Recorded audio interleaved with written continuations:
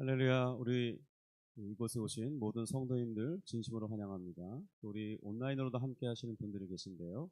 주님의 이름으로 축복하며 환영합니다. 지난 한 주간을 보니까 엄청 더웠는데요. 또 오늘도 또 이번 한 주간도 더울 것이 예상되는데, 그래도 하나님께서 이렇게 건강 지켜주신 것에 감사하면서 우리 서로 인사하면 좋겠습니다. 다시 보니 참 반갑습니다. 서로 한번 인사하겠습니다. 네. 다시 보니 참 반갑습니다. 네, 감사합니다. 우리 다 함께 일어나셔서 우리 사도신경으로 신앙 고백하도록 하겠습니다.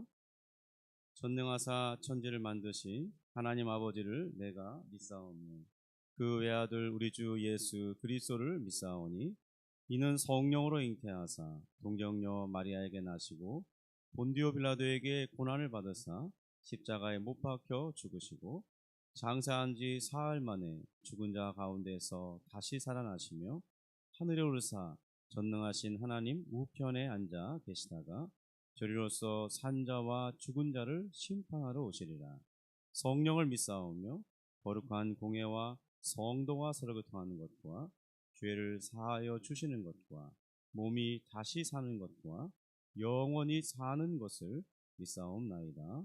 아멘. 우리 주신 하나님의 은혜를 생각하면서 우리 다 함께 찬양으로 주 앞에 나아가도록 하겠습니다.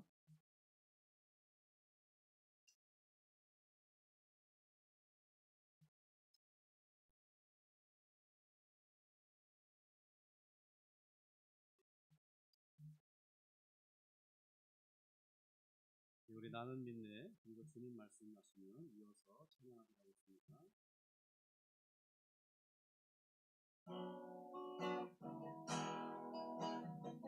내게 허락하신 시련을 통해 나의 믿음도 강하게 자라나고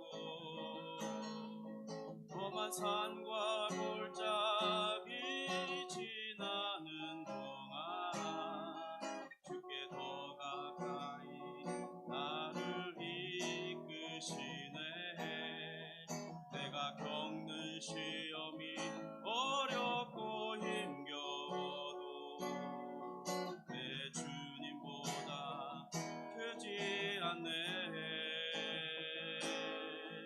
내 앞에 바다가 갈라지지 않으며 주가 나로 바다 위 걷게 하리.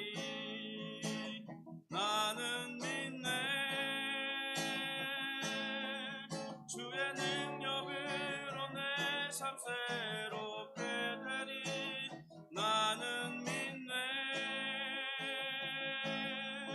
주의 능력으로 담대히 나가리라. 주와 함께 싸워 승리하리라. 날마다 믿음으로 나 살아가리. 내게 허락하신 시련을 통해 나의 믿음도 강하게 자라나고 험한 산과 골짜기 지나는 동안 주께 더 가까이 나를 이끄시네. 내가 겪는 시험이 어렵고 힘겨워도 내 주님보다 크지 않네. 내 앞에 바다가 갈라지지 않으며 주가 나로 바다 위 걷게 하리. 나는 믿네. 주의 능력으로 내 삶 새롭게 되리. 나는 믿네. 주의 능력으로 담대히 나가리라. 주와 함께 싸워 승리하리라.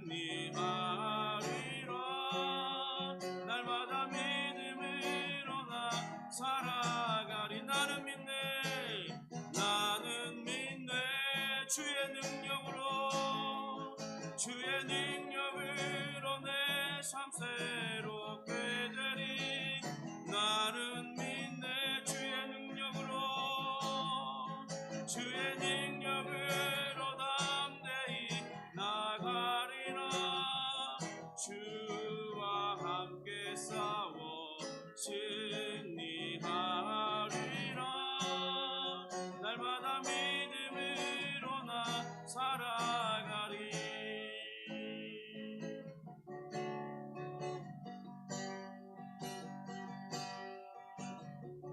주님 말씀하시며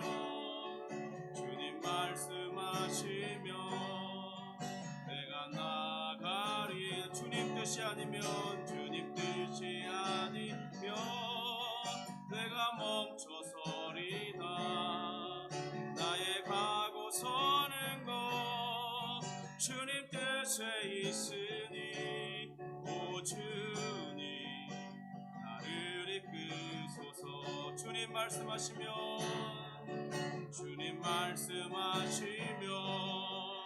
내가 나가리다. 주님 뜻이 아니면 내가 멈춰서리다. 나의 가고 서는 것 주님 뜻에 있으니 오 주님 나를 이끄소서. 뜻하신 그곳에 나 있기 원합니다.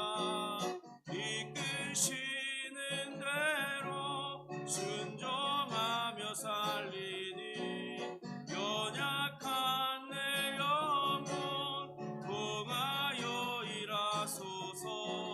주님 나라와 그 뜻을 위하여 뜻하신 그곳에 나 있기 원합니다. 이끄시는 대로 순종하며 살리니 연약한 내 영혼 통하여 일하소서. 주님 나라와 그 뜻을 위하여 오 주님 나를 이끄소서. 오 주님 나를 이끄소서. 오 주님 나를 이끄소서.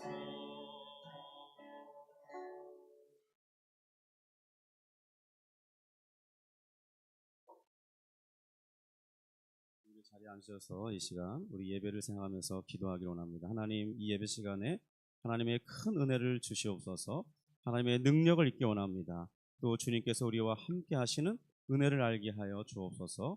또 오늘 우리 이 박준영 집사님 어머님 지금 천국 환송식 마지막 절차 중에 있는데 하나님 그 가정과 집사님에게 큰 은혜를 주시고 하나님이 살아계심을 보여주옵소서. 우리 같이 예배를 위해서 또 우리 이 장례를 진행 중인 우리 박 집사님 가정을 위해서 같이 합심하여 기도하도록 하겠습니다. 하나님 아버지 감사합니다.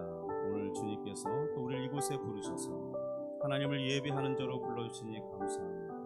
하나님, 우리가 주의 성령의 은혜를 입고 예수를 주로 고백하며 또 이 땅을 살아가는 동안 그리스도께서 우리와 함께 하시고 주의 성령께서 우리와 함께 하신 은혜를 입고 살아가고 있사온데 이렇게 매 주일마다 주님 앞에 나와 예배할 수 있는 은혜도 주시니 감사합니다. 하나님, 우리가 이 예배를 드리면서 우리가 하나님께 속한 자들로서 이 땅에 어떻게 살아가야 되는지를 알게 하시니 감사합니다. 또 하나님 말씀 중에 은혜를 받고 힘을 얻고 주를 위해 살고자 하는 그런 변화를 인도하여 주시니 감사합니다. 하나님, 오늘 이 시간 주님의 성령께서 우리 심령 가운데 충만하게 임하시며 이곳에 역사하여 주셔서 주를 온전히 예배할 수 있도록 도우시고 또 우리는 예배하는 기쁨과 즐거움 속에 하나님의 은혜가 충만한 시간 될 수 있도록 도와주시옵소서. 하나님, 또한 이 시간 장례를 진행하고 있는 우리 박 집사님 그 가정 위에 그 모든 손길과 순서 위에 주님이 역사하시고 은혜 베풀어 주셔서 하나님 모든 이 진행 과정이 하나님의 도우심과 섭리 가운데 진행되고 있음을 확인할 수 있도록 도와주시고 그의 마음속에 하늘의 위로로 함께하여 주시고 하나님께서 다시 만날 그 약속을 허락해 주셨으니 하나님, 우리가 천국에서 다시 만날 것을 생각하면서 기쁨으로 하나님 그 모든 과정을 진행할 수 있도록 도와주시옵소서. 주님 다시 한번 기도합니다. 정말 이 예배 시간에 주의 음성 듣게 하시고 우리의 영적인 길을 열어주시고 우리의 마음 문을 열어 보게 하시며 듣게 하심으로 하나님의 놀라운 역사를 체험하는 귀하고 복된 시간 되게 하여 주시옵소서.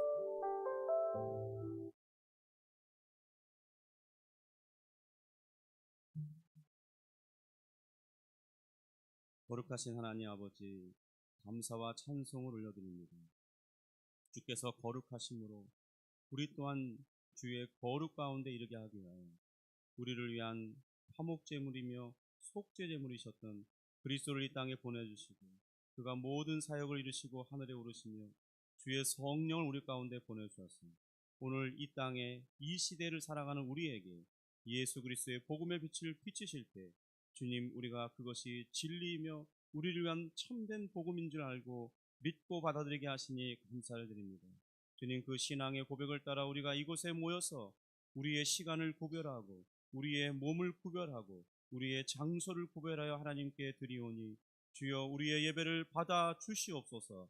우리의 온 마음을 하나님께 나아가고자 하나 그 모든 것을 방해하는 그런 요소들을 이 시간 주께서 제거하여 주시고 주 그리스도 앞에 죄를 고백할 때 죄 용서의 기쁨과 사죄의 은총 가운데 주님 앞에 서며 담대함을 얻게 하여 주시옵소서. 주여 우리에게 확실한 구원이 보증되어 있는 것과 성령이 우리와 함께 하신 것을 믿사오니 이로 인하여 또한 감사를 드립니다. 주님, 우리 가운데 신앙의 고뇌와 여러 가지 많은 갈등과 또 인생의 문제들로 인해서 고심하는 그런 심령이 있다면 주님께서 이 시간 성령으로 충만하게 하시고 하늘의 기쁨을 주심으로 그 모든 것을 이길 수 있는 담대함을 허락해 주시고 주님 지혜와 총명을 허락해 주셔서 그 문제를 어떻게 해결할지 지혜를 얻게 하시고 주님 또한 우리의 지혜로 부족하거든 돕는 일을 붙여주셔서 그 문제가 해결되는 놀라운 주의 섭리를 보게 하여 주시옵소서. 하나님, 그러므로 하나님이 살아계시고 하나님이 우리를 돕는 자 중에 계시며 실제로 우리를 이끌어 가시는 것을 우리 삶이 확인하고 그것으로 인하여 기뻐하며 주님 주변에 있는 이들에게 간증하며 예수 그리스도를 증거하는 삶을 살 수 있도록 역사해 주시옵소서. 하나님 또한 이곳에 우리 예주 평남교회를 세우시고 하나님 거룩한 사명을 주셨사오니 그 사명에 우리 마음이 함께하기를 원합니다. 또 하나님 기도하기는 이곳에 동역자 가정들을 보내주셔서 함께 그 거룩한 사명을 짊어지며 주님의 귀한 일들을 감당할 수 있도록 주께서 감화 감동시켜 주시고 이곳으로 보내주셔서 같이 신앙생활을 하면서 또 거룩한 비전을 향해 헌신하고 즐거운 봉사를 함께 할 수 있기를 원하오니 주여 들어 응답하여 주시옵소서. 또한 우리가 이제 모여서 사랑방을 하면서 어떤 사람을 전도할지 그들의 이름을 부르며 또 그들을 위해서 기도하고 있사오니 주여 저들의 심령 가운데 역사하시고 저들의 모든 환경에 주의 복음의 빛이 비치지 못하게 하는 그 모든 악한 영의 역사들을 막아주시고 파괴하시고 하나님 복음의 밝은 빛이 비춰지며 우리는 또한 성령의 순종함으로 저들에게 예수 그리스도의 복음을 증거하고 교회로 인도하면서 하나님 그들이 구원받고 우리와 함께 신앙생활하는 기쁨을 누리게 원하오니 주여 이것 또한 응답하여 주시옵소서. 하나님, 그러므로 우리 예주 평남교회가 이곳에 세워진 이유를 보게 하시고 주님의 영광 돌리는 교회로 세워갈 수 있도록 은혜를 베풀어 주옵소서. 하나님 아버지, 정말 세상에 여러 가지 많은 환난과 재난과 예측하지 못한 전쟁과 또 자신이 원하지 않아도 하나님 많은 어려움을 만난 이들이 있습니다. 사업의 실패로 또 하나님 자영업에 그 되지 않음으로 문을 닫아야 하고 많은 빚더미에 앉으며 고심하며 괴롭고 또 하나님 사람들과의 관계 속에서 또 사기를 당하고 배신을 당하고 또 극단적인 외로움 가운데 있는 이들도 있을 수 있사오니 주님 저들에게 불쌍히 여겨주시고 하나님 저들에게 예수님이 연결되게 하시고 좋은 교회가 연결되게 하셔서 저들도 예수님을 만나 신앙생활을 함으로 그 모든 어려움을 이길 수 있도록 도와주시고 모든 환난에서 건진받는 놀라운 구원의 역사를 경험하게 하여 주시옵소서. 주님, 또 이후에 온라인으로도 이 예배를 함께 참여하며 은혜 받기를 원하는 이들의 그 마음속에 주의 성령께서 역사하셔서 하나님 저들이 가지고 있는 모든 문제가 해결되며 간절한 하나님의 성령의 인도하심 속에 저들의 마음이 불을 받아 하나님 가까운 교회로 인도받고 좋은 교회로 인도받아서 저들의 신앙이 회복되며 믿음이 회복되며 또한 믿음을 갖게 되어서 신앙생활 할 수 있도록 주님 역사하여 주시옵소서. 감사하며 예수님의 이름으로 기도합니다. 아멘. 우리 찬송가 429장 세상 모든 풍파 너를 흔들어 찬양할 텐데요. 우리 키를 좀 낮춰 부르기 때문에 음이 좀 낮을 수 있습니다.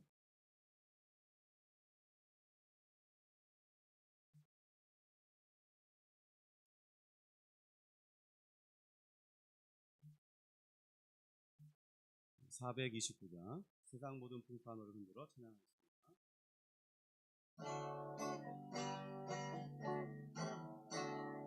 세상 모든 풍파 너를 흔들어 약한 마음 낙심하게 될 때에 내려주신 주의 복을 세어라.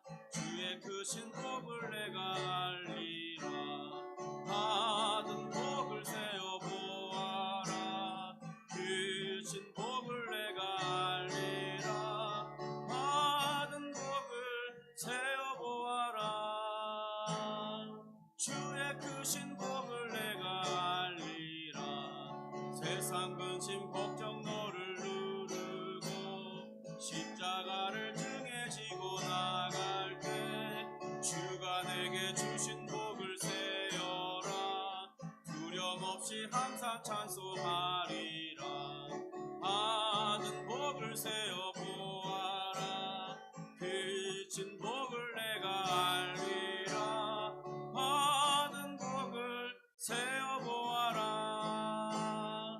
주의 크신 복을 내가 알리라. 세상 권세 너의 앞길 막을 때 주만 믿고 낙심하지 말아라. 천사들이 너를 보호하리니 염려 없이 앞만 보고 나가라. 받은 복을 세어 보아라. 크신 복을 내가 알리라. 받은 복을 세어 보아라. 주의 크신 복을 내가 알리. 받은 복을 세어 보아라. 크신 복을 내가 알리라. 받은 복을 세어 보아라. 주의 크신 복을 내가 알리라. 아멘.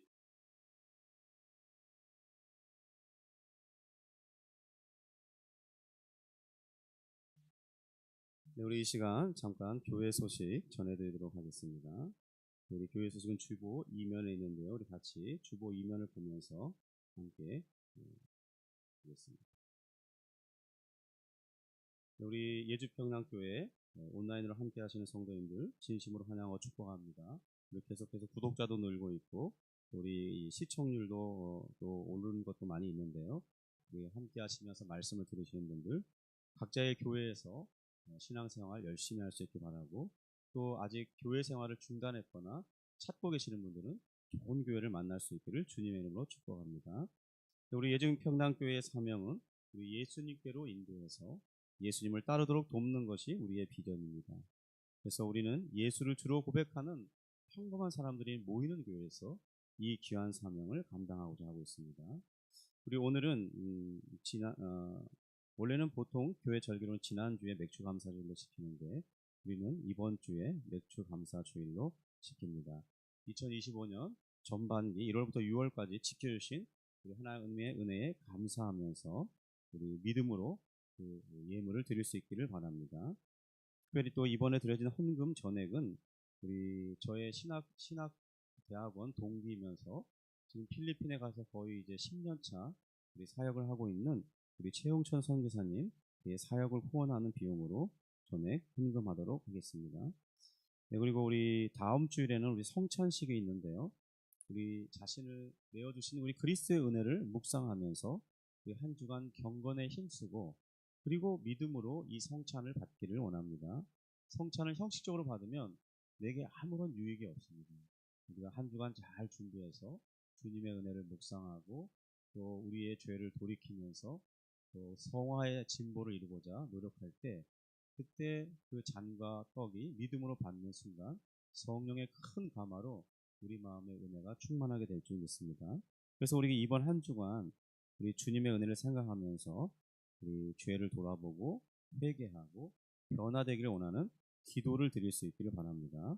짧은 시간이라도 반드시 시간을 구별해서 기도할 수 있기 바라고요. 그 다음에 우리 예수님의 발자취가 기록된 우리 복음서 중에 한 권을 정해서 정독을 하고 일독한다면 큰 은혜가 있을지라 생각합니다. 그리고 우리 10일 특별히 토요일 날 우리 이번 주 토요일에는 주일에 받을 성찬식을 반드시 생각하면서 우리가 준비하고 그것을 받을 수 있기를 바랍니다. 우리 또 1대1 양육 멘토링 이제 벌써 8출차가 진행되고 있는데요. 네, 계속해서 우리 성령의 역사하심과 또 우리의 기도를 들으신 하나님의 은혜를 경험하고 또 삶의 변화가 나타나고 또 우리도 결단한 것이 실천되면서 보람을 느끼는 그런 과정이 될 수 있도록 기도해 주시면 감사하겠습니다.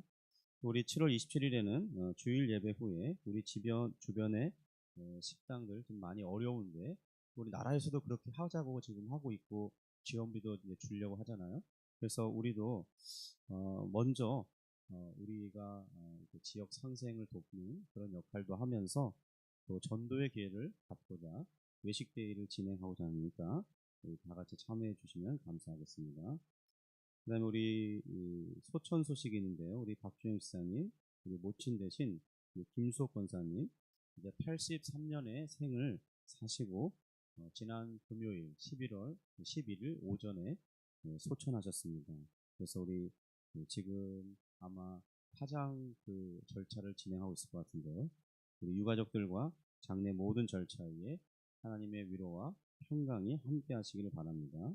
우리 위해서 기도해 주시고 우리 다음 주에 교회 나오시면 위로해 주시고 또 격려해 주시면 감사하겠습니다.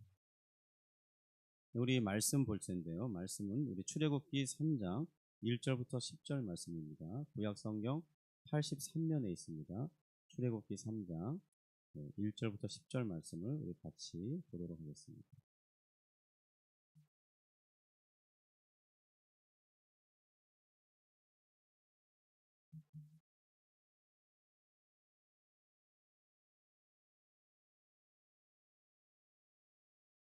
우리 찾으셨으면 우리 함께 교독하겠습니다. 제가 1절, 우리 성도님들이 2절 이렇게 읽겠습니다.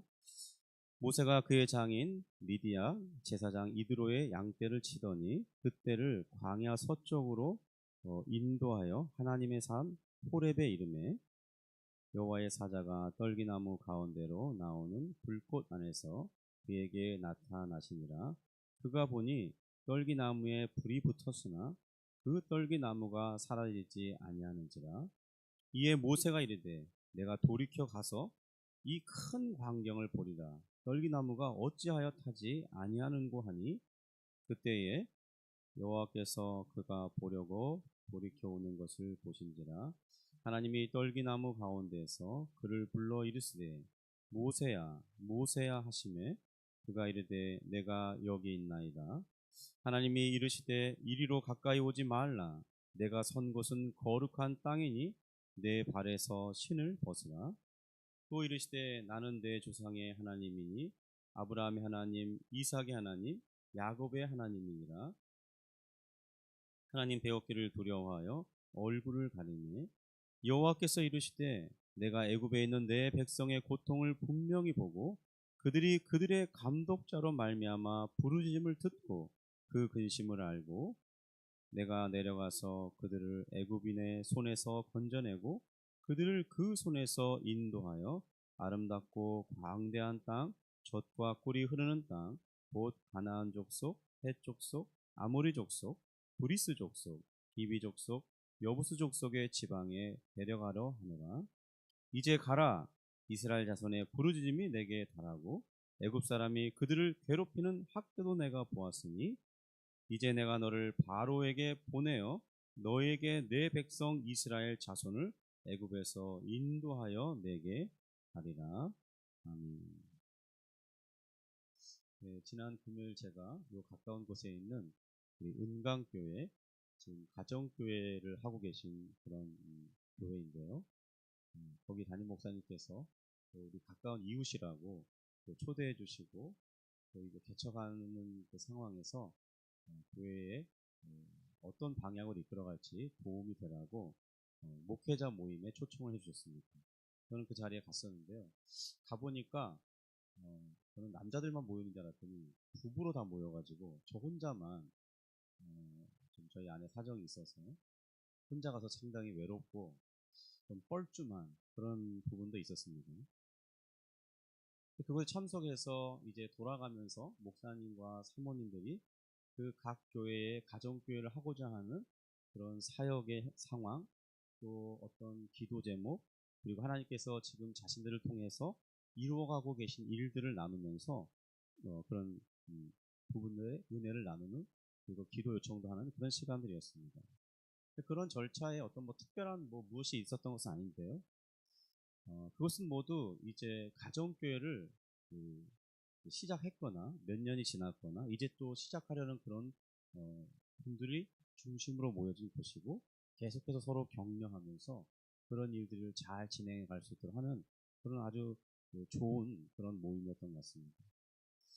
근데 이제 마무리하기 위해서 기도 제목을 주시고 이제 합심 기도를 하는 시간에 그때에 제 마음에 하나님의 음성이 들리기 시작했습니다. 이 내려놓음에 대한 메시지였는데요. 주님께서는 제 마음속에 주신 생각이 뭐였냐면, 내가 너를 귀하게 쓰고 싶은데 네가 내려놓아야 할 것이 있다. 그런 말씀을 주시는 것 같았어요. 제가 바로 변화되기를 요청하시는 거예요. 제가 만약에 그 부름에 순종한다면 주님께서는 크게 기뻐하시고 또 저를 하나님의 뜻대로 마음껏 쓰실 수 있다는 그 생각을 보여주시면서, 그때 내가 어떻게 하나님 앞에 크게 사용될 수 있을까? 어떻게 귀하게 사용될 수 있을까? 그걸 생각하면서 하나님의 기쁨을 보게 하셨습니다. 특별히 저는 이 시간 사용할 때 좀 잘 집중하지 못하는 습관이 어느 때부터 생긴 것 같아요. 그러니까 우선순위가 좀 뒤바뀌는 문제가 생겼는데, 말씀을 연구하는 시간에도 그런 게 작동을 하는 것 같습니다.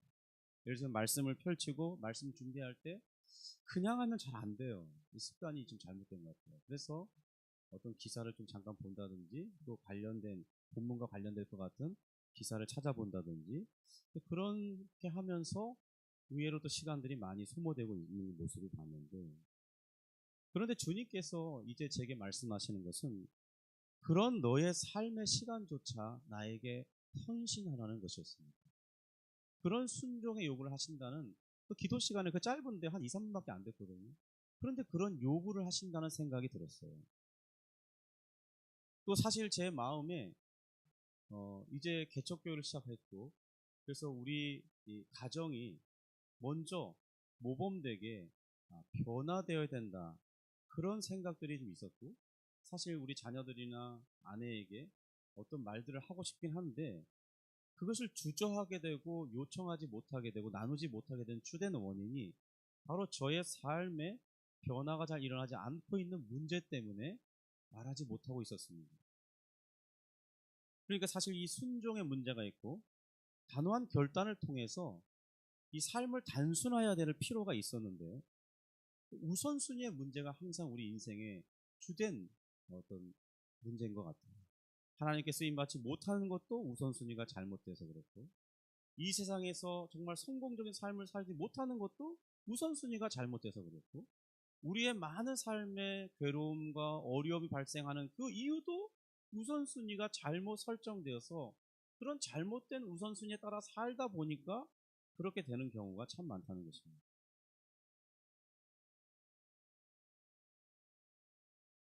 저는 이 주로 주님께서 제게 요구하시는 삶의 변화의 영역 중에 하나는 아침이라는 시간입니다. 저는 이제 새벽 한 2시나 3시쯤에 일어나서 아침 예배 말씀을 준비하고, 그리고 이제 6시 반부터 우리 아침 예배를 인도하면 이제 기도까지 마치고 유튜브 또 간단하게 편집해서 올리는 시간까지 마치면, 그거 집에 도착하면 7시 한 40분에서 45분 가량, 조금 늦으면 8시가 되는데요. 사실 그때부터 주님은 저와 함께 하고 싶으시다는 그것을 보여주셨어요. 제 자신이 말씀 앞에 서서 말씀을 읽으면서 그 말씀 속에 역사하시는 그 하나님의 은혜가 무엇인지를, 또 하나님의 구체적인 그 인도함을 말씀 속에서 받으라는 그런 생각을 주신 것입니다. 말씀을 저는 이미 이전부터 많이 읽었고 묵상했고 정독했고 공부했기 때문에 한때 저는 말씀이 제 마음속에 엄청 가득한 사람이었습니다.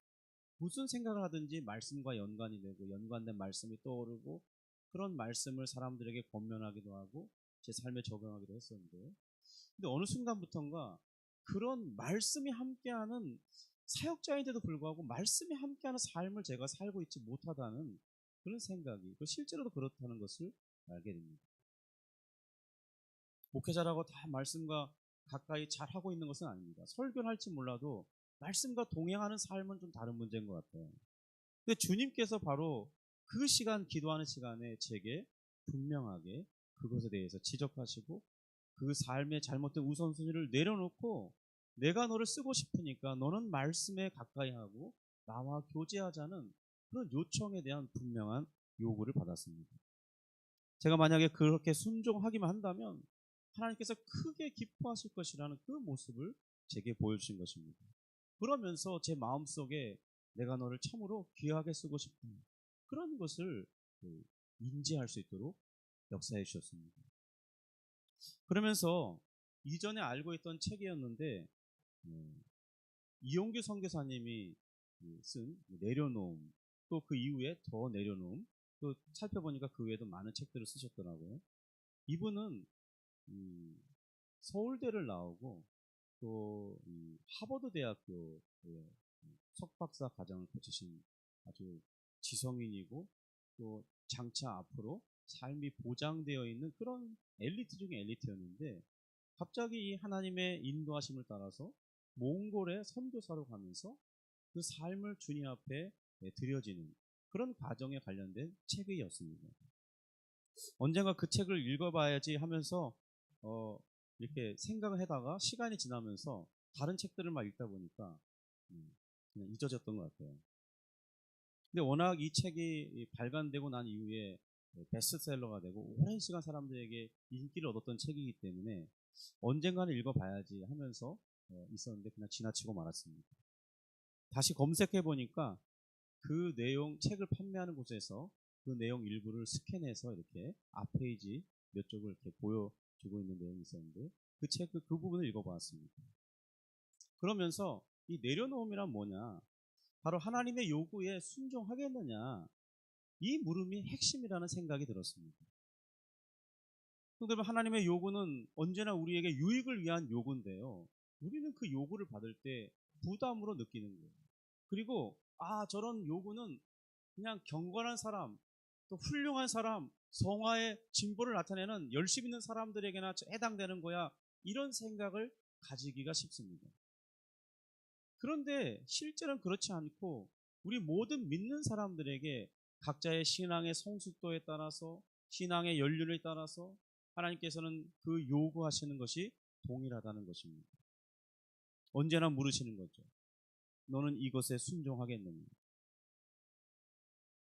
오늘 본문 말씀에서 하나님께서는 이 기적적인 임재 방식을 통해서 모세의 흥미를 유발하셨습니다.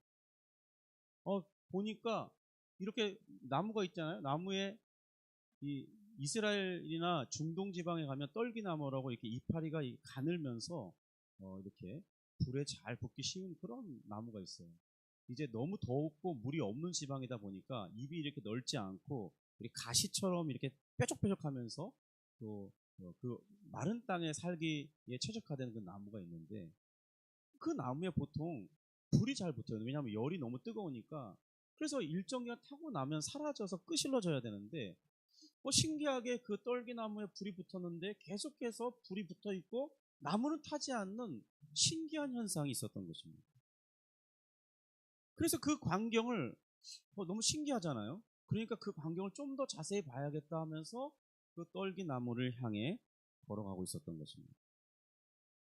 그때 하나님께서 이제 모세가 적당한 거리에 왔을 때 모세를 보면서 모세를 불렀습니다. 모세야, 모세야. 우리 3절 4절인데 우리 같이 한번 읽어볼까요? 네, 3절 4절입니다. 읽습니다. 이에 모세가 이르되 내가 돌이켜 가서 이 큰 광경을 보리라. 떨기나무가 어찌하여 타지 아니하는고 하니 그때에 여호와께서 그가 보려고 돌이켜 오는 것을 보신지라. 하나님이 떨기나무 가운데서 그를 불러 이르시되 모세야 모세야 하시매 그가 이르되 내가 여기 있나이다. 우리가 알다시피 모세는 이 하나님께 이 부름받는 이 시점이 이 80세가 되는 때였습니다. 40살까지는 애굽에서 살았었고, 그러면서 40살이 차면서 인생에 이제 경륜이 쌓이니까 보는 눈이 생기고 학식이 더해지면서 애굽의 상황, 또 자신의 동족인 이스라엘 상황이 보이는 거예요. 그러면서 이스라엘 백성에게 이 구원해 내야 된다는 그런 거룩한 어떤 사명감이 자리하기 시작할 때쯤에 동족을 생각하다가 글쎄 애굽 사람을 쳐 죽이는 그런 일이 발생됐는데, 그렇게 쳐 죽인 것들이 들통나게 됐다는 사실이 폭로되었습니다. 이제 붙잡히면 끝장이죠. 그래서 그는 급하게 정리할 시간도 없이 그저 자신의 몸 하나만 가지고 홀로 광야로 도망쳤습니다. 도망치다가 그가 도착한 것이 바로 호렙산 근처에 자리를 하고 있는 이 미디안의 족속의 이드로인 그 장인의 집에서 40년의 시간을 보내면서 이제 양치기로서 생을 살고 있었는데, 아마 그냥 그렇게 간다면 뭐 얼마나 더 살았을까요? 뭐 10년, 20년 더 살면서 양치기 하다가 인생을 마쳤겠죠. 아마도 그는 더 이상 이 자신의 삶에 어떤 특별한 일을 감당하게 될 것이라는 생각은 아예 하지 못하는, 그저 양치기로 자신의 생이 맞춰질 것이라는 그 생각만 가지고 하루하루를 그냥 성실하게 살아가는 그 정도의 평범한 사람이었을 것입니다. 40년이나 살았으니까. 벌써 애굽을 떠나온 지도 40년이 지났기 때문에 뭐 애굽이 어떤 상황인지 뭐 귓가로 들려오는 지나가는 사람들이 전해주는 소식은 들었겠지만 특별히 뭐 그것이 자신의 어떤 영향을 미치는, 동기부여를 할 만한 그런 영향을 미치는 것은 아니었다는 거예요. 그리고 벌써 조금 전에 말했지만 나이가 80에 이르는 노년에 들어갔습니다. 그러던 중 그냥 자신의 삶이라고 자신의 직업이라고 생각하는 그 양떼를 치기 위해서 점점 서쪽을 향해 가다가 호렙산을 이르게 됐는데, 갑자기 거기서 하나님의 신비한 역사가 나타난 것입니다. 성도 여러분, 하나님께서 하나님의 때에 사람에게 찾아오십니다. 하나님께서는 그때 모세에게만 찾아가시는 것이 아니라 오늘 이 땅을 사는 하나님의 백성들에게도 하나님의 때에 찾아가셔서 말씀하시고 있습니다. 그분은 우리에게 자신의 뜻을 보여주면서 순종할 것을 요청하십니다. 그렇지만 제가 하나님을 만난 것은 강압적으로 인도하지는 않으신다는 것입니다. 하나님은 우리에게 자발적인 순종을 일으키시는 분이에요. 그래서 하나님께서 우리에게 임재하시게 되면 우리는 그 하나님의 임재를 경험하게 될 때 하나님의 거룩하심을 보게 되고 하나님의 성결하심을 보게 되고 그분의 뜨겁고 강렬한 사랑을 보게 되고, 그러면서도 나를 찾으시는 미천한 나, 죄인인 나, 아무것도 쓸데없는 그런 내 자신을 보게 하시면서 그런 하나님께서 나를 부르실 때 그것이 얼마나 감격스러운 일인지 알게 하시면서 하나님께서는 자신의 이 거룩함에 하나님의 백성들이 참여하기를 원하신다는 그 마음을 비춰주신다는 거예요. 사람들은 그 마음을 볼 때 감동과 감화를 받는 거예요. 그래서 많은 사람들이 하나님께 특별히 자신을 구별해서 온전히 헌신한 수많은 사람들이 그런 부름 앞에 순종한 결과 하나님의 나라가 이루어져 가고 있다는 것입니다. 하나님의 말씀은, 하나님의 음성은 부드럽습니다. 그런데 매우 강한 힘이 있습니다. 그분의 음성은 다른 이들이 들을 수 있는 게 아니에요. 왜냐하면 그 말씀은 내 마음속에 울려 퍼지기 때문에 다른 사람들이 들을 수 있는 영역이 아니에요. 그러나 그의 음성을 듣게 되는 이 사람의 마음에서는 그의 온 마음을 사로잡을 만한 강력한 힘이라는 것입니다. 하나님의 말씀은 세밀하지만 그 환상 가운데 있었던 많은 선지자들이 말했던 것처럼 많은 물소리와 같이 강력하게 소리로 우리에게 음성을 들리시기 때문에 우리의 마음이 거기에 몰입될 수밖에 없는. 금요일 그 모임에서 기도할 때 뭐 얼마나 됐을까요? 기도 시간이 한 3분? 그 정도 됐을까요?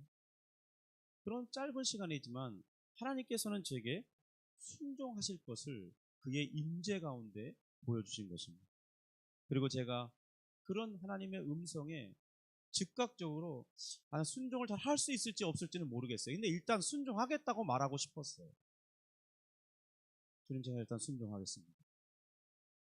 그랬을 때 주님이 기뻐하신다는 것을 제게 보여주셨습니다. 모세는 하나님의 음성을 들을 때 다음과 같이 답변하면서 반응했습니다. 내가 여기 있나이다. 모세야, 모세야. 그럴 때 그 음성은 화난 목소리가 아니에요. 엄청나게 무슨 큰 천둥 소리가 아니에요. 한 사람을 알기 때문에 인격적으로 부르시는 그 부르심이라. 모세야, 모세야. 성도 여러분, 하나님께서 우리를 부르실 때 주저하거나 머뭇거릴 필요가 없습니다. 물론 처음 하나님의 어떤 음성을 접하게 되면 이게 무슨 상황이지? 내가 지금 내 마음속에 들리는 이 음성이 하나님 음성 맞나? 내가 잘못 듣고 있는 거 아니야? 그냥 내 마음이 말하는 거 아니야? 그런 생각이 있어요. 혼란스럽기도 합니다.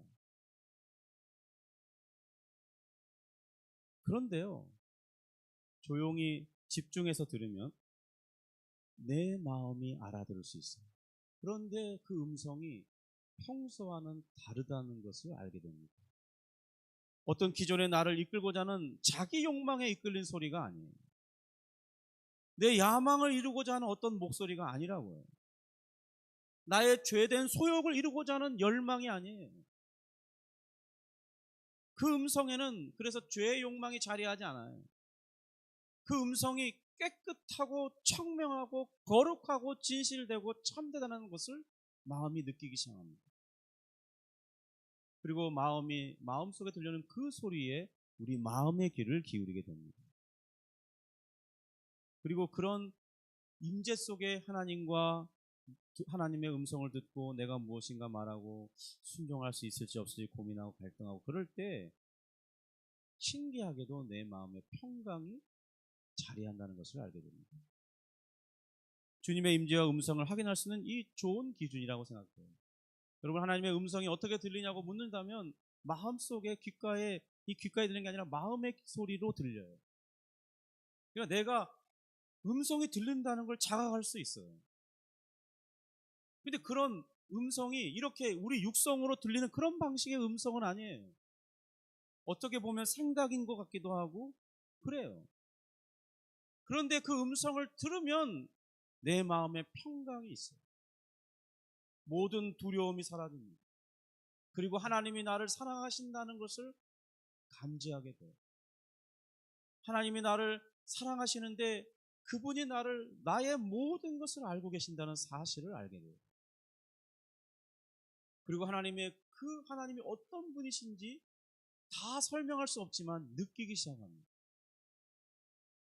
그러면서 동시에 나 자신의 그 하나님의 거룩한 임재 앞에 내가 얼마나 더러운 존재인지, 내가 얼마나 무가치한 존재인지, 정말 이렇게 이 화장실 한편 구석에 있는 그 썩어가는 걸레 같은 그런 존재가 나구나. 냄새나고 손으로 만지기 정말 더러울 정도의 그런 존재가 나구나. 그런 인식이에요. 또 그와 동시에 그런 나를 깨끗게 하시는 그리스도를 보게 하세요. 이런 것이 하나님의 임재의 증거들입니다. 그렇다고 우리가 그런 하나님의 임재의 방식이 이 기록된 하나님의 말씀의 계시를 뛰어넘고자 하는 것이 아님을 우리가 알아야 돼요. 성령 하나님의 임재하심이 분명하다면 이 계시의 방식을 기록된 말씀의 권위를 뛰어넘지 않는다는 것을 우리가 인정해야 됩니다. 그래서 우리를 구원하시는 이 모든 은혜에 대한 계시는 다 성경에 기록되어 있거든요.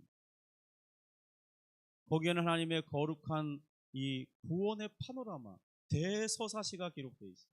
그래서 그 성경을 가까이 하면 할수록 하나님의 은혜의 세계가 무엇인지 알게 됩니다. 그 은혜의 세계 속에 나를 하나님이 집중하여 보시고 나를 선택하시고 나를 자신의 품에 두시는, 그러면서 나를 인도해 가신다는 사실을 보게 돼요.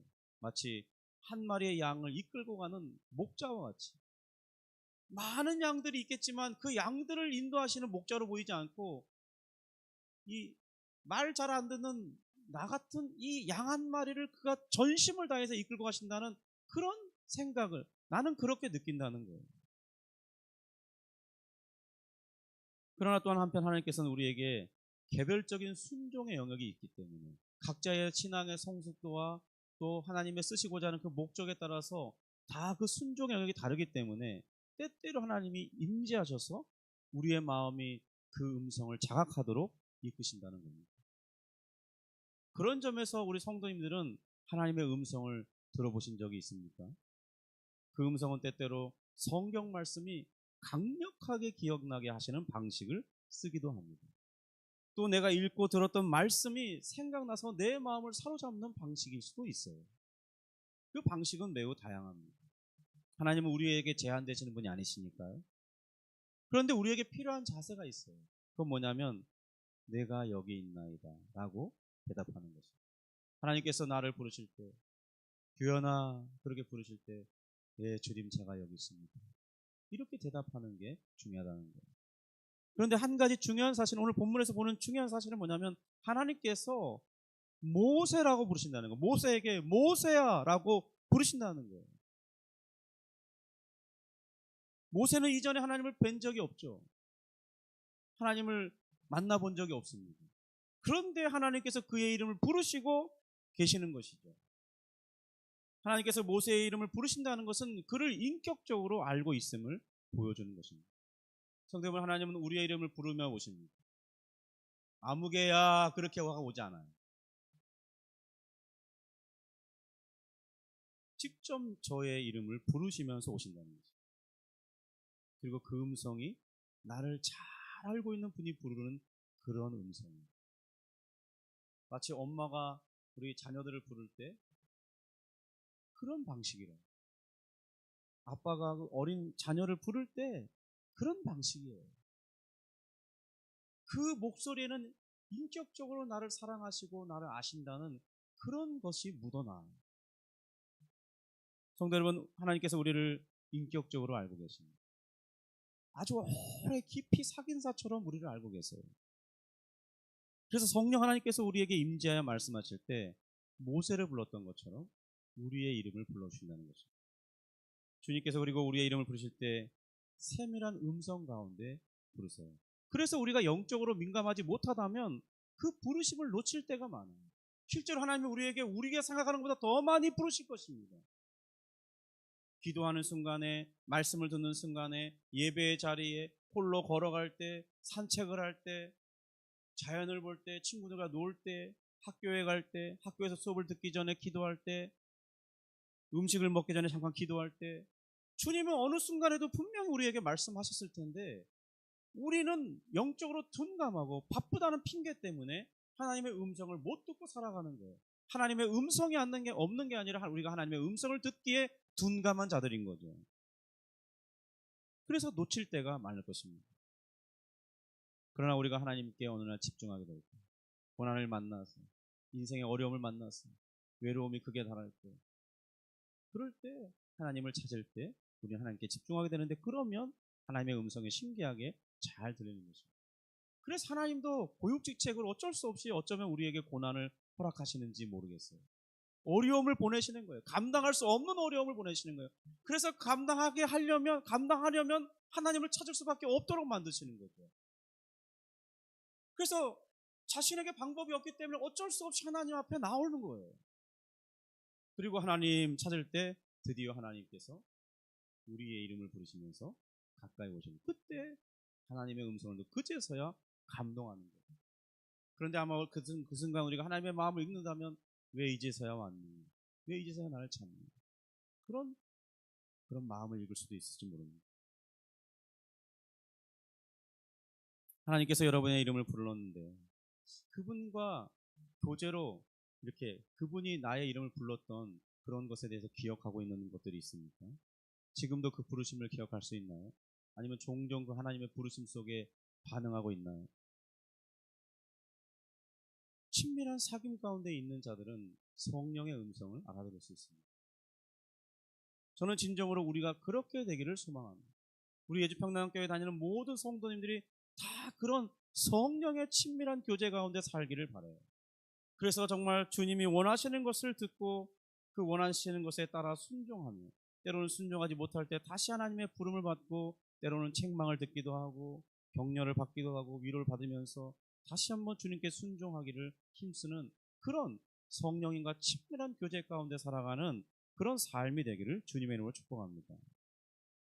그리고 주님께서 우리의 각자의 이름을 부르시고 그 음성을 알게 되듯이 우리 또한 정말 하나님 아버지를, 예수 그리스도를, 성령 하나님을 정말 나의 친구처럼, 나의 오랜 친구처럼, 그래서 모든 것을 나눌 수 있는 것처럼 친근하게 하나님 아버지 이렇게 부를 수 있는 사람이 되기를 바랍니다.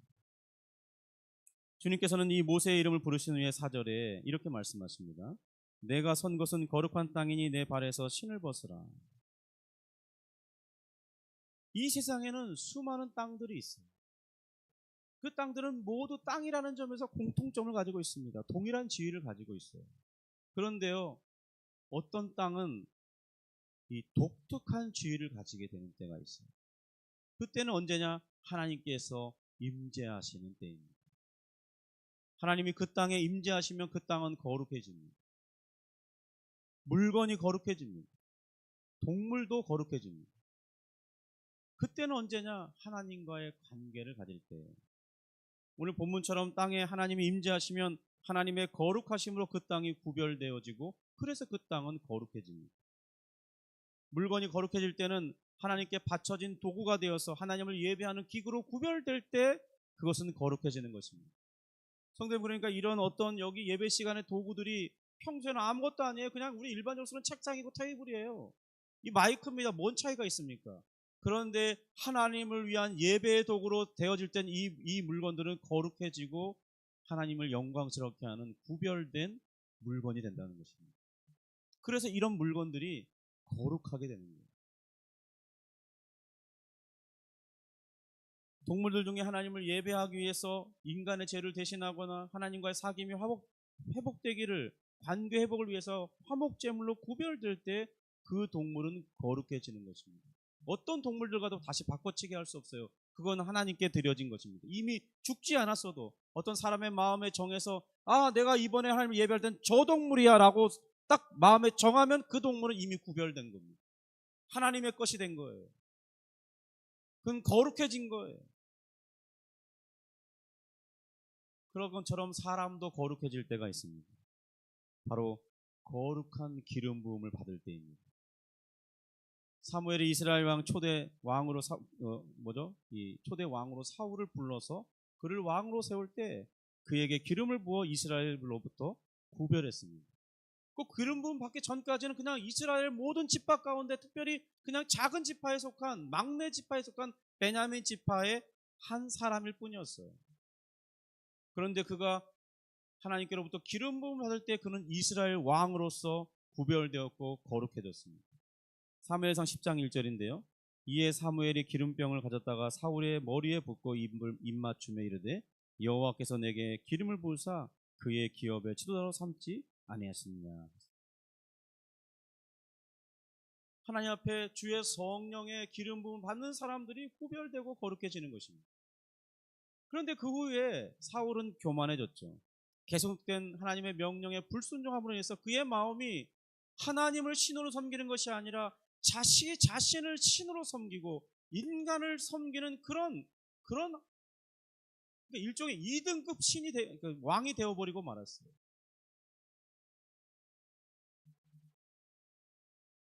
그래서 하나님께서 그를 버리셨다고 사무엘을 통해 통보하면서 그에게서 성령을 거두어 가셨습니다. 그리고 하나님께서는 이제 너의 이웃집에 새로운 사람을 왕으로 세웠다고 하시면서 사무엘은 바로 그 새로운 사람에게 기름 부음는 과정을 이제 진행하고 있습니다. 바로 다윗을 찾아서 기름을 붓는데요. 사무엘상 16장 12절부터 13절입니다. 이에 사람을 보내어 그를 데려오매 그의 빛이 붉고 눈이 빼어나고 얼굴이 아름답더라. 여호와께서 이르시되 이가 그니 일어나 기름을 부으라 하시는지라. 사무엘이 기름 뿔병을 가져다가 그의 형제 중에서 그에게 부었더니 이날 이후로 다윗이 여호와의 영에게 크게 감동되니라. 사무엘이 떠나서 라마로 가니라. 다윗이 이렇게 기름 부음 받으면서 그의 심령이 구별되고 그의 삶이 새롭게 되는 것입니다. 그는 지금 당장 왕이 되는 것은 아니지만 장차 왕이 될 사람으로 구별된 것이죠. 거룩해진 것입니다. 비록 사울이 하나님께로부터 버림받았다 할지라도 그가 먼저 하나님의 기름 부음을 받은 자이기 때문에 그의 생명이 끝나기 전까지는 다윗은 이스라엘 왕으로 세워질 수는 없었습니다. 왜냐하면 이것은 하나님의 질서 속에 속하는 것이기 때문에 그래요. 성도님, 그래서 잠깐 말씀드리자면 우리 교회 생활을 하다가 어떤 목사들이 탈선하거나 직분자들이 탈선할 때 그래서 직접적으로 심판자가 되지 말고 그 심판을 하나님께 맡기라고 하는 이유가 거기에 있습니다. 내가 개입하게 되면요 문제가 더 심각해져요. 그리고 내 자신도 자칫 잘못하면 저주 가운데 이르게 돼요.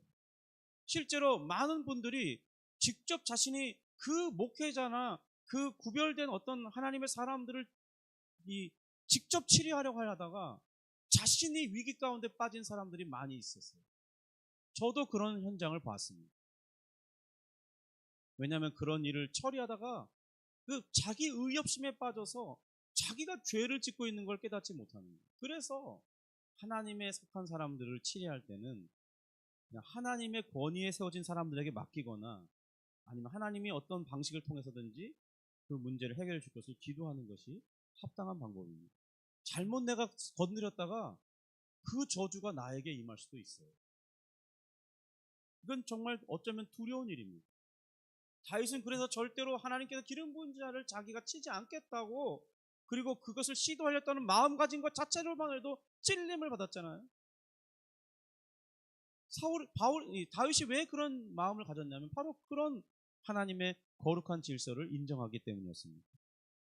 어쨌든 이제 다윗이 기름 부음을 받게 된 이후로 그가 거룩하게 되었고 하나님의 사명과 이제 장차 왕이 될 그 직분을 받게 된 것입니다.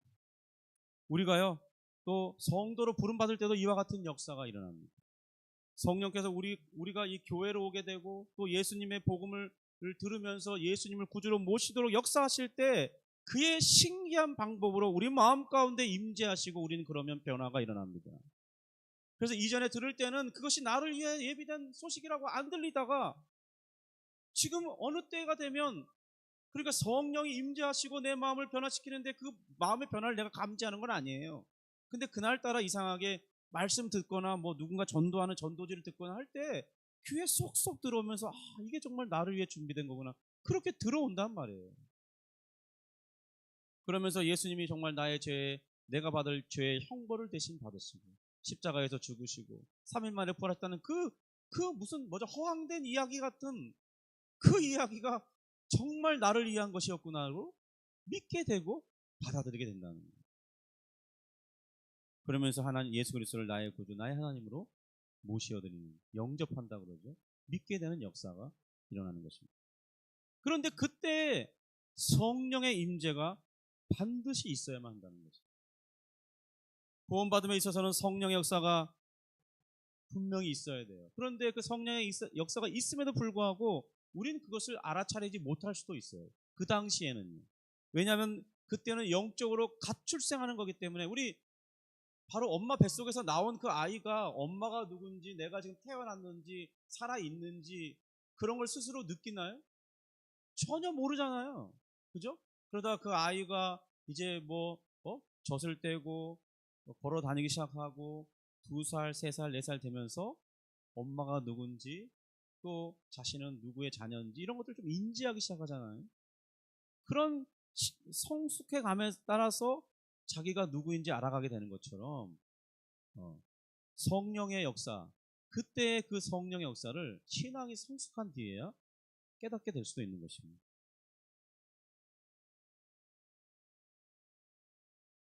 그러나 이미 이곳에 모여 주를 예배하는 우리 모두에게는 이미 성령의 역사가 분명하게 있었습니다.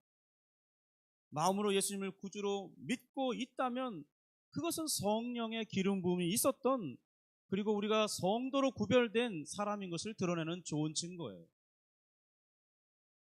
하지만 이것은 우리를 그의 백성으로 구별하시는, 하나님의 자녀로 구별하시는 부르심이라는 것.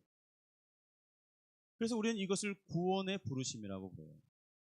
그러면서 신학의 성도들에게는 또 하나의 부르심이 있습니다. 그 부르심은 무엇이냐면 바로 사명으로의 부르심입니다. 오늘 본문에서는 이 모세의 경우에는 거룩한 임재 속에 하나님의 백성을 구원해낼 거룩한 사명으로의 부르심을 받고 있는 것입니다. 우리 각자에게도 그리스도를 위한 자들로 주를 위해 일하도록 하나님께서 부르시고 계십니다. 그때 우리에게 요구하시는 게 있어요. 그 요구의 대표적인 문구가 뭐냐면 바로 4절 끝에 이렇게 말하죠. 너의 발에서 신을 벗으라. 이것이 바로 사명을 받는 순간에 들려오는 말씀이에요.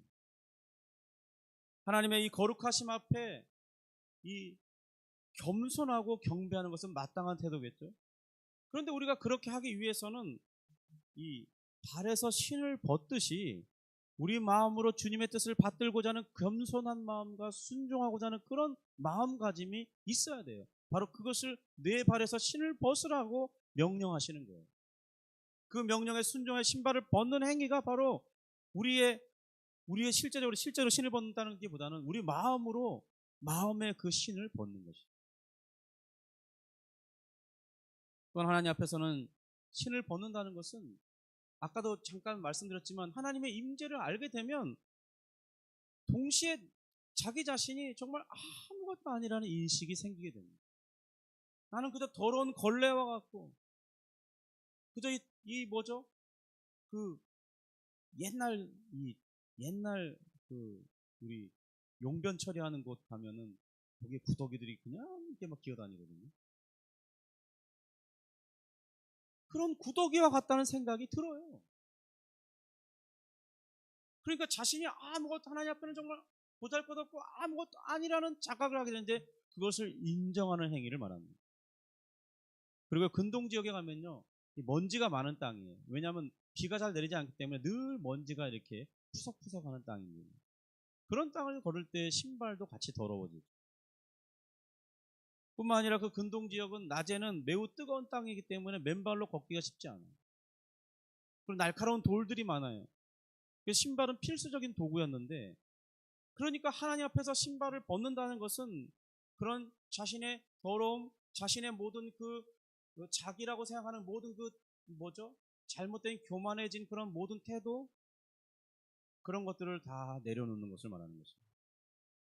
그리고 하나님의 은혜가 아니면 나는 아무것도 아니라는 그런 인식을 갖는 것을 바로 내 발에 신을 벗으라 하면서 그 명령을 들을 때 신을 벗는 행동을 말하는 거예요. 그러니까 이것은 다른 말로 순종으로의 표시입니다. 당시 노예는 신발을 신지 않았는데요, 이는 그의 신분이 미천함을 드러내는 행위였습니다. 그러므로 우리가 하나님의 거룩한 부르심 앞에 마음의 신발을 벗는다는 것은 겸손히 하나님의 뜻을 받들겠다는 그런 태도를 말하는 것입니다. 이것을 이용규 선교사님이 이제 다른 표현으로 내려놓음이라고 그렇게 표현했습니다. 하나님의 인도하심을 받기 위해서는 지금 우리가 붙들고 있는 어떤 것들을 포기해야 할 필요가 있습니다. 포기는 하나님의 은혜와 거룩한 도구로 쓰임받기 위한 구별적인 행동이에요. 그러니까 우리가 하나님의 은혜를 받고 어떤 하나님의 뜻에 쓰임받기 위해서는 우리 자신이 무엇인가를 내려놓고 포기하고 버리는 행동이 있어야 된다는 겁니다. 저와 같은 경우에는 잘못된 우선순위를 버리고 하나님께 우선순위를 드리는 그 행위일 수 있어요.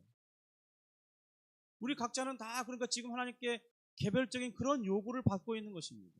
어떤 내려놓아야 한다는 것을 알지만 내려놓지 못하는 게 있어요. 그것을 버리는 행동이 내려놓음이라는 것입니다. 저는 개인적으로 금요일 그 짧은 기도 시간에 우리 예주평남교회 하나님께서 귀하게 세우신 이 교회를 이끌기 위해서 내려놓음을 요구받았다고 생각합니다. 그래서 저는 즉각적으로 그렇게 하겠다고 고백했어요. 물론 그것을 순종해야 하는 그것에는 대가가 지불되어야 합니다. 저의 삶을 단순화시켜야 되고 포기할 것은 포기해야 되죠. 일종의 잠을 포기해야 되고 안락함을 포기해야 되고 또 잡스러운 것들을 먼저 하는 그런 잘못된 습관을 버려야 되고 모든 우선순위의 말씀을 먼저 온전히 두는 것, 그것이 저에게 내려놓음 같습니다. 그리고 이제 정말 말씀에 신뢰를 두고 말씀의 능력을 입고 그리고 기도하면서 하나님의 음성을 들으면서 나의 인생을 하나님의 인도하심에 따라 순종하여 드리는 것, 그것이 하나님께서 원하시는 삶이라고 생각이 들어요. 그럴 때 저는 하나님께서 자신의 기뻐하심을 따라 저를 사용하실 거라는 그 확신이 있는 것입니다. 그러나 저는 이 요구가 제 자신에게만 해당되는 것은 아니라고 생각합니다. 오늘 하나님께서 이 말씀을 듣는 여러분 자신에게도 각자 내려놓을 어떤 것들이 있는데 그것이 지금 우리의 변화와 성숙의 장애물로 자리하고 있기 때문에 내려놓을 결단과 실천이 필요하다고 생각합니다. 우리 예주평남교회가 하나님께 귀하게 쓰임받는다는 것은 한 사람의 헌신으로만 되는 것은 아닙니다. 물론 한 사람의 헌신이 기초가 되겠으나 그 교회가 쓰임받기 위해서는 공동체적인 변화와 내려놓음이 요구되는 것입니다. 우리 과연 각자에게 지금 하나님께서 말씀하시는 것이 무엇인지 한번 들어볼 기회를 갖고자 합니다. 우리 이 시간 말씀을 마치면서 잠깐 기도하기를 원하는데요. 이 시간 정말 하나님께 먼저 물어보면 좋겠어요. 그러면서 하나님께서 어떤 생각을 떠오르게 하실 수도 있고요. 어떤 나의 습관의 문제를 보게 하실 수도 있어요. 그리고 혹은 우리 각자 자신이 어떻게 되기를 원하는 어떤 모습을 보여줄 수도 있습니다. 또 그것에 순종하려면 지금 우리가 버려야 할 것이 무엇인지를 보게 하실 수도 있습니다. 우리 진지하게 하나님께 한번 기도로 물어보기 원합니다. 그리고 우리 이따 예배 후에 식사 마치고 우리 가족 사랑방 모임 할 때 그때 한번 나눠보도록 하겠습니다. 우리 시간 음악 잠깐 틀어주시면서 우리 합심하여 기도합시다. 하나님께 물어봅시다. 주님, 제가 내려놓을 것은 무엇입니까? 주님 앞에 신을 벗으라는 요구를 들었는데 주님은 저에게 무엇이라고 말씀하십니까? 저에게 순종할 수 있는 용기를 주옵소서.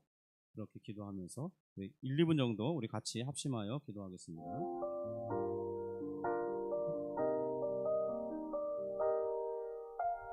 하나님 아버지 감사합니다.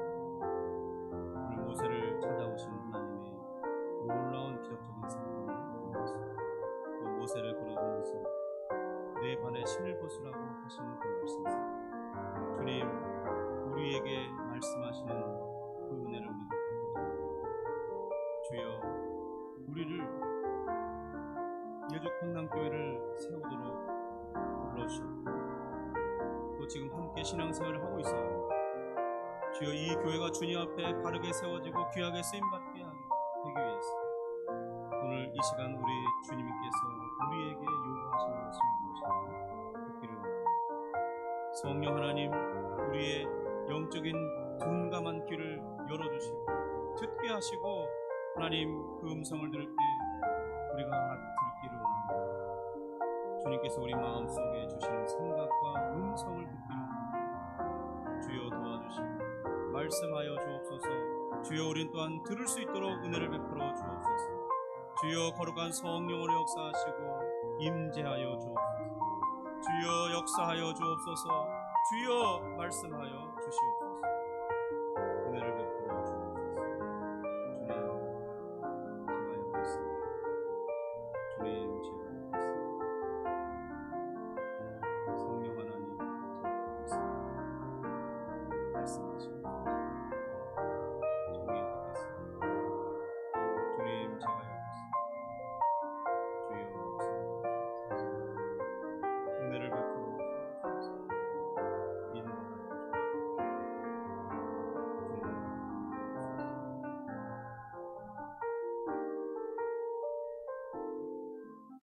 하나님 아버지 감사합니다. 오늘 모세에게 임재하신 그 하나님의 말씀을 보면서 오늘 우리 예주평남교회와 또 이 교회에 속한 우리 모두에게 하나님께서 임재하시고 말씀하신다는 사실을 보게 하시니 감사합니다. 주님, 우리 각자는 이미 하나님의 음성을 들었을지 모릅니다.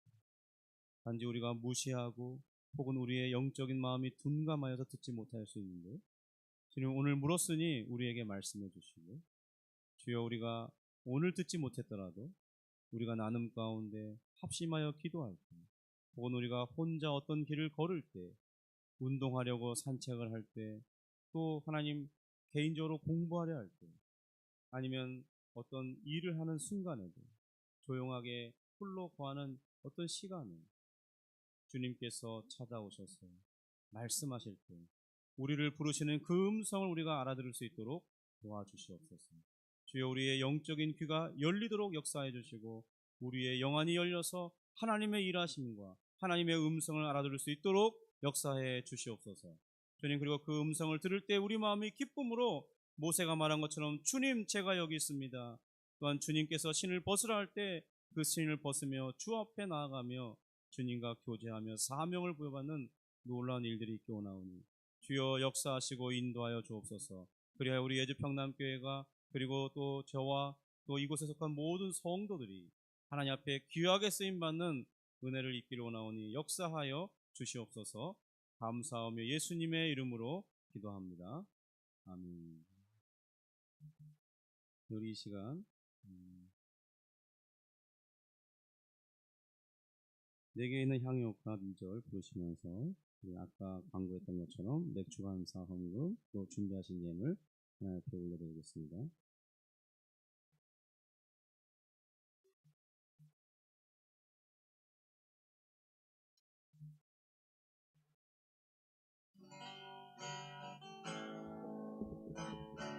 내게 있는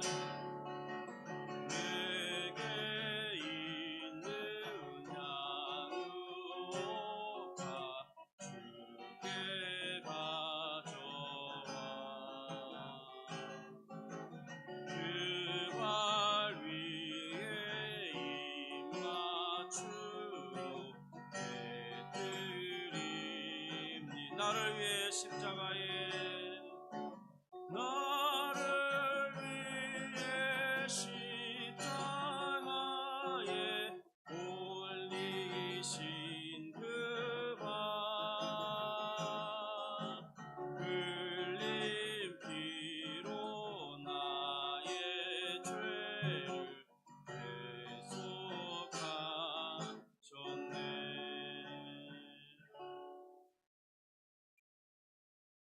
드려진 예물 위해서 다시 한번 기도하겠습니다.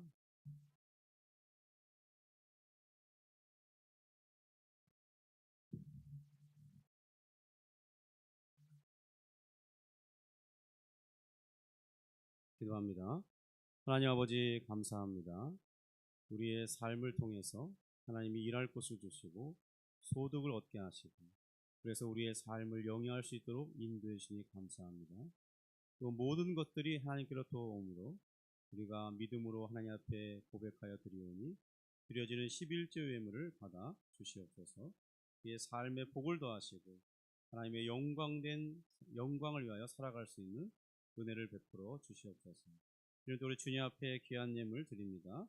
우리 맥주 감사헌금 드릴 때 하나님 받으시고 이 드려진 예물이 하나님 앞에 귀하게 사용되어지며 또 하나님의 귀한 선교의 현장에서 쓰임 받을 때 영혼 구원이 일어나고 또 그 선교사님에게는 하나님의 응답하심을 보는 놀라운 역사가 있게 하여 주시옵소서. 하나님, 또한 우리가 전반기에 감사해서 드려온 것이오니 남은 6개월도 하나님이 선하게 인도하사 또다시 하나님께 감사하며 한 해를 마칠 수 있는 믿음의 삶의 여정이 되도록 복을 내려 주옵소서. 그리고 우리가 주님을 예배하면서 귀한 주일 예물을 드립니다. 하나님 받으시고 역사하여 주셔서 우리의 삶이 늘 하나님의 복으로 가득 채워지며 하나님의 선하신 손길로 가득하여지며 하나님께서 도우시는 그 모든 것을 우리가 알 수 있도록, 그래서 늘 감사가 넘치는 삶을 살도록 이끌어 주시옵소서. 하나님, 오늘 우리 가운데 몸이 연약하거나 질병이 있거나 또 하나님 컨디션이 좋지 않거나 마음에 근심이 있거나 하나님 여러 가지 많은 염려들이 있을 때 우리 주 예수 그리스도의 이름의 권세로 역사하여 주셔서 주님 치유와 나음과 하나님 그 마음의 질병이 해소되며 나음을 입는 놀라운 역사를 허락해 주시옵소서. 주의 성령께서 일하심으로 우리가 깨끗함을 입기를 원합니다. 하나님, 어린 송아지가 그 우리에서 나와 뛰어노는 것처럼 우리의 신체가 건강해지기 원합니다. 우리의 정신이 힘이 넘치기를 원합니다. 정말 기쁨이 충만하게 원하오니 역사하여 주옵소서. 귀신의 영의 역사가 떠나가게 하여 주시고 모든 우리를 얽매이는 악한 것들이 다 무너지게 하여 주시옵소서. 항상 우리가 예수 이름을 선포하며 명할 때 그 모든 잘못된 것들, 우리를 얽매게 하는 모든 것들이 다 떠나가며 하나님 변화되기를 원합니다. 하나님의 거룩한 영광이 나타나게 하여 주시옵소서. 예수님의 이름으로 기도합니다. 아멘. 우리 자리에 일어나셔서 우리 파송의 날에 주의 말씀 앞에서 찬양 드리시겠습니다.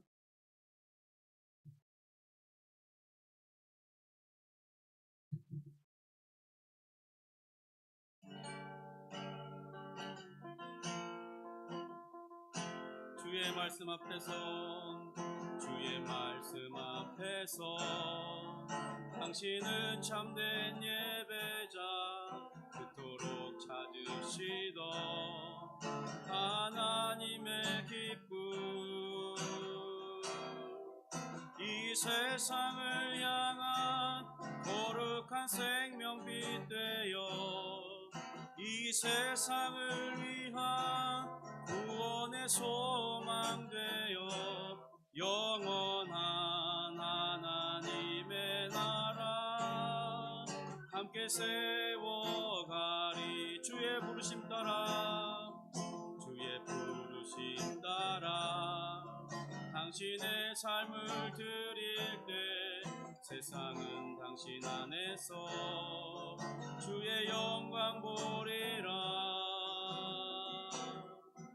이 세상을 이긴 주님의 군사 되어 이 세상을 섬긴 주님의 손과 발 되어 영원한 하나님의 나라 함께 세워가리.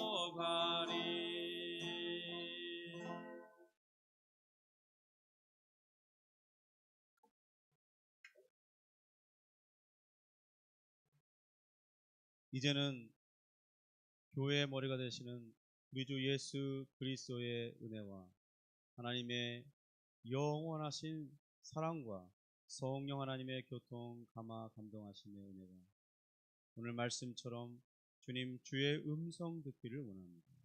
또한 주께서 말씀하실 때 우리 심령이 알아듣고 그 주님의 거룩한 요구 앞에 순종으로 반응하기 원합니다. 그리함으로 우리 예주평남교회와 우리 삶 속에 하나님의 영광이 나타나기를 소원하는 그 모든 심령들 위해 그의 삶 위에 그가 가는 모든 곳들과 장소와 만나는 사람들 위해 이제로부터 영원토록 함께 있을지어다. 아멘.